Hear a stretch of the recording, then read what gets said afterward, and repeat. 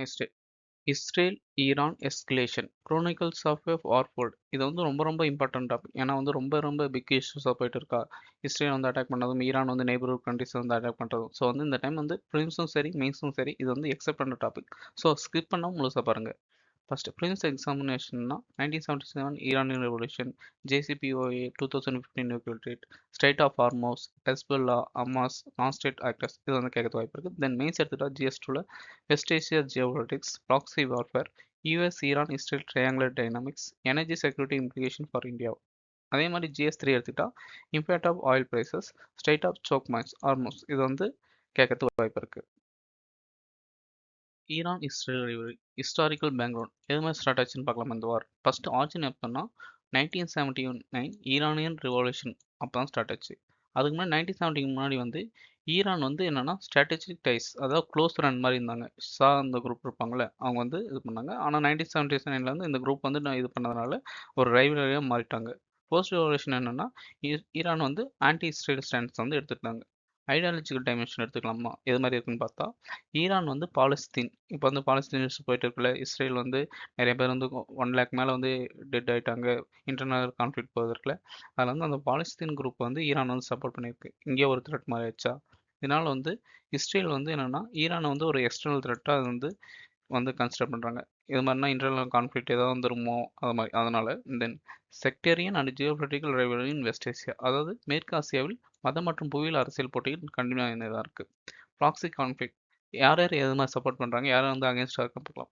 Iran இருக்குல்ல, அவங்க வந்து எஸ்புல்லா லெபனானில் வந்து எஸ்புல்லான்ற குரூப்பும், காசா அந்த அந்த பிளேஸில் வந்து ஹமாஸ் என்ற குரூப்புக்கும், மிலிட்டன்ஸ் இந்த சிரியா ஈராக் வந்து சப்போர்ட் பண்ணுற மாதிரி இருக்குது. இதுக்கெல்லாம் அகேன்ஸ்ட் பண்ணுற மாதிரி இஸ்ரேல் வந்து என்ன பண்ணுவாங்கன்னா எந்தெந்த குரூப் இருக்கோ அவங்க லிங்க் பண்ணியிருப்பாங்களே அதை வந்து ஸ்ட்ரைக் பண்ணுவாங்க. ஃபார் எக்ஸாம்பிள் வந்து ஈரான் லிங்க் டார்கெட்ஸ் இன் சிரியாவில் வந்து ரீசெண்டாக அட்டாக்ஸ் போயிட்டே இருக்கும். இதனால் ரீஜனல் இம்பேக்ட் என்ன ஆகுதுன்னா வெஸ்ட் ஏஷியன் ஜியோ பொலிட்டிக்ஸ் வந்து அஃபெக்ட் ஆகுது. ஃபார் ரீசன் இப்போ வந்து நம்ம வந்து இன்ஸ்டா எல்லாத்துலேயும் பார்ப்போம்ல, ரீல்ஸ் அது மாதிரி இல்லாட்டி யூடியூப் ஷார்ட்ஸ் எல்லாமே அந்த துபாய் அது மாதிரி வந்து சரௌண்டிங் எல்லா ரீஜனும் வந்து கட்டார் யாருமே வாருக்கு போகாத கூட அந்த ரீஜன் வந்து பாம்பு பண்ணுறாங்க ஈரான்காரங்க. அதனால் வந்து நிறைய மக்கள் வந்து நம்ம தமிழ்நாட்டில் இருக்கிறவங்க கூட நிறைய வந்து சேர்த்து இந்த மாதிரி வந்து போயிட்டு இருக்குது. அது மாதிரி இஷ்யூஸ் இருக்கும். கவர்மெண்ட்டை வந்து ரிவைவ் பண்ணுறதுக்கு எதாவது ஆக்ஷன் பண்ணியிருப்பாங்க. ஓவராலாக எடுத்துக்கிட்டால் அந்த ஜியோ பொலிட்டிக்ஸு அந்த வெஸ்ட் ஏஷியன் ரீஜனில் வந்து அமைதியாக வந்து இழந்துட்டுன்னு சொல்லலாம். இது வந்து அதனால் வந்து யூஎஸ் அந்த கல்ஃப் கண்ட்ரிஸ் வந்து இன்டெரக்டாக வந்து இன்வால்வும் ஆகுறாங்க, அஃபெக்டும் ஆகுறாங்க. எஸ்கலேஷன் அண்ட் நியூக்ளியர் டைமென்ஷன், அதாவது மோதல் தீவிரம் அணுப்பருமானம் அந்த ஹாஸ்பிட்டல் பார்க்கலாம் வாங்க. First nuclear issues. Iran nuclear programme central to tensions. ஈரானும் வந்து ஒரு நியூக்ளியர் வாரா வெப்பன் கண்ட்ரியாக மாறணும். அதாவது வந்து நம்ம இந்தியா, பாகிஸ்தான், நார்த் கொரியா அது மாதிரி இருக்குல்ல, அது மாதிரி ஆகணும்னு ட்ரை பண்ணாங்க. இதனால் வந்து அதை வந்து கண்ட்ரோல் பண்ணுறதுக்காக 2015 வந்து JCPOA, அதாவது ஈரான் நியூக்ளியர் டீல் வந்து பண்ணாங்க. அதன்படி என்னென்னா நீங்கள் வந்து ரினியூபிள் எனர்ஜிக்காக வந்து இது வந்து டெஸ்ட் பண்ணிக்கலாம். ஆனால் வெப்பன்ஸ்க்காக டெஸ்ட்டே பண்ணக்கூடாது அது மாதிரி சொன்னாங்க. ஓகேங்களா. அதனால் ஓரளவுக்கு நார்மலாக இந்த மாதிரி இருந்துச்சு. இந்தியா வந்து சாபகார் போர்ட் அது மாதிரி வந்து டெவலப் பண்ணுற மாதிரி இருந்துச்சு. ஆனால் என்னென்னா 2018 வந்து யூஎஸ் வந்து வித்ட்ரா பண்ணிட்டாங்க இந்த அக்ரிமெண்ட்லேருந்து. ஏன்னா ஈரான் வந்து நியூக்ளியர் டெஸ்ட் எல்லாம் பண்ணுறாங்க, என்ரிச்மெண்ட் பண்ணுறாங்க. இதனால் வந்து நாங்கள் வந்து இந்த அக்ரிமெண்ட்லேருந்து இது பண்ணிட்டோம். ஸோ வந்து அவங்க வந்து எந்த ஒரு ப்ரொடெக்ஷனும் பண்ண மாட்டோம், நியூக்ளியர் வந்து எதுவுமே பண்ணக்கூடாது அது மாதிரி சொல்லிட்டாங்க. இதனால் வந்து என்னாச்சுன்னா மிலிட்ரி எஸ்கலேஷன். ஈரான் வந்து நியூக்ளியர் அந்த சைட்ஸ் எல்லாம் இருக்குல்ல எல்லாமே வந்து ராக்கெட் மூலமாக இது பண்ணி எல்லாமே டெஸ்ட்ராய் பண்ணிட்டாங்க. இதனால் வந்து என்னென்னா ஈரான்காரங்களுக்கும் வந்துச்சு. அதனால் வந்து அவங்களும் ரிட்டர்னில் வந்து ப்ராக்ஸி அண்ட் மிசைல் அட்டாக்ஸ் வந்து ஸ்டார்ட் பண்ணிட்டாங்க. இதனால் ஒரு சில டைமில் வந்து யூஎஸ் வந்து இது மாதிரினா ஜாயின்ட் ஸ்ட்ரைக், மிலிட்ரி பிரசன்ஸ் அது மாதிரி வந்து ஹெல்ப்ஃபுல்லாக இருந்தாங்க இஸ்ரேலுக்கு. ஓவராலாக இதெல்லாம் என்ன ஆச்சுன்னா சிரியா கான்ஃப்ளிக்ஸ் வந்து லீட் ஆச்சு. இஸ்ரேல் ஹெஸ்புல்லா பார்டர்ஸ் டென்ஷன் ஆச்சு. தென் லாஸ்ட்டாக வந்து காசா வார் வந்து வந்துச்சுல, அதுவும் வந்து ஈரானை வந்து ரொம்ப கவர்ன் பண்ணிட்டு அந்த ரீஜனில் வார் வந்து ரொம்ப அதிகமாக ப்ரொமோட் பண்ணுற மாதிரி ஆச்சு. இதனால் வந்து என்ன ரிஸ்க் ஆகுதுன்னா ஃபுல் ஸ்கேல் ரீஜனல் வார்ஸ். இப்போ வந்து ஈரான் வந்து யார் துபாய், கொத்தார் அது மாதிரி எல்லாமே மேஜரான சிட்டி கண்ட்ரிஸ் வந்து அட்டாக் பண்ணுறாங்களா. இவங்க எல்லாமே வந்து யூஎஸ் நம்ம ஃபஸ்ட்டே பார்த்துருக்கோம். நிறைய ரீஜனல் மேப்ஸ் வந்து எங்கெங்கே ஏர்பேஸ் வந்து எஸ்டாப்ளிஷ் பண்ணியிருக்காங்க. ஸோ வந்து ஒரு world war, third world war மாதிரி ஒரு ரீஜனல் வாரோ இல்லாட்டி தேர்ட் வேர்ல்டு வாரோ காசு பண்ணுற மாதிரி வந்து ஈவெண்ட் இருக்குது. அது மட்டும் இல்லாமல் ஆயில் ரூட்ஸ் இருக்குல்ல, ஸ்ட்ரைட் ஆஃப் ஹார்மோஸ் அது மாதிரி இது வந்து ரொம்ப வந்து டிஸ்டர்ப் ஆகிற மாதிரி இருக்கும். அதனால் வேர்ல்டு லெவலில் வந்து ஆயில் சப்ளை வந்து இது பண்ணும். அதனால் எக்கனாமிக்காகவும் டிஸ்ட்ரப்ஷன் ஆகிறதுக்கு வாய்ப்பு இருக்குது. ஜியோ பொலிட்டிக்கல் இம்ப்ளிகேஷன் அண்ட் வே பார்க்கலாம் வாங்க.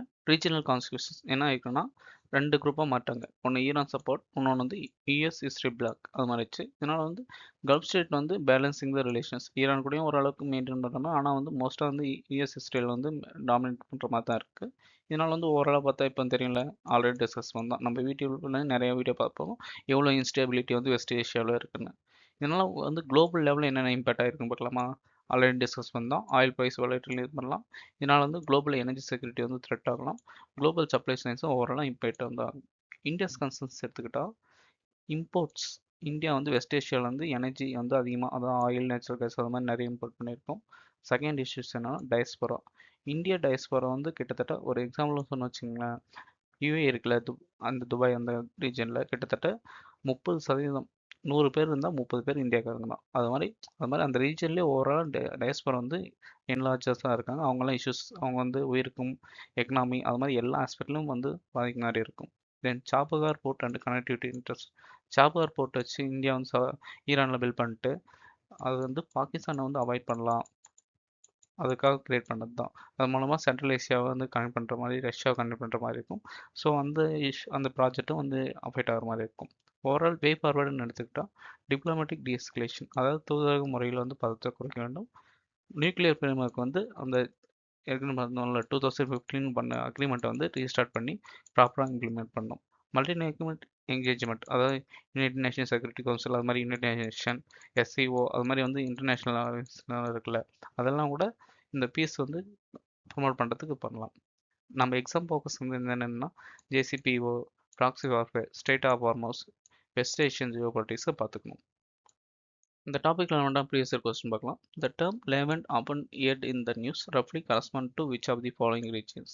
A. Region along the eastern Mediterranean shores. B. Region along North African shores stretching up to Morocco. C. Region along with Persian Gulf and Horn of Africa.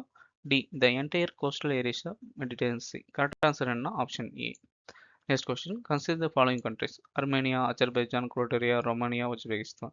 Which of the above are the members of Organization of Turkish States? Correct answer is option C, 2 and 5 only.